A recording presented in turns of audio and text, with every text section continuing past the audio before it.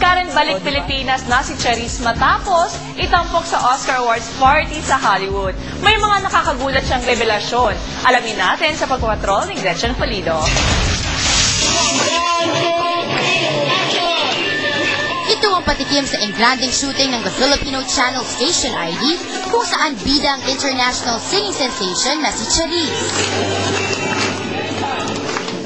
Nasa Pilipinas ngayon si Charisse kasunod ng hataw niyang performance sa Oscar Awards after party. Hanggang ngayon di makapaniwala si Charisse sa dami ng bigating Hollywood stars na kanyang nakasama. Sa backstage, talagang super saya ko. Nanda si Sean Penn, si Kate Winslet, si Penelope Cruz, si Wolverine.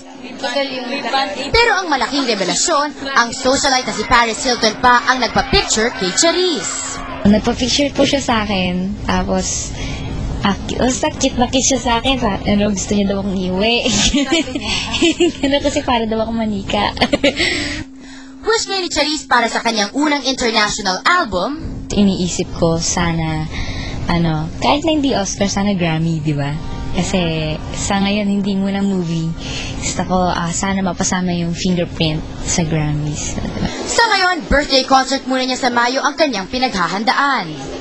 Excited naman si Charisse sa kanyang nalalapit na 17th birthday celebration na gagawin sa Las Vegas.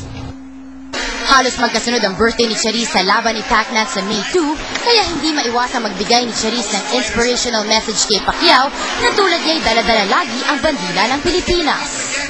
Kaya yun. Uppercut niyo lang yun. Gretchen Pulido, Patrol ng Pilipino.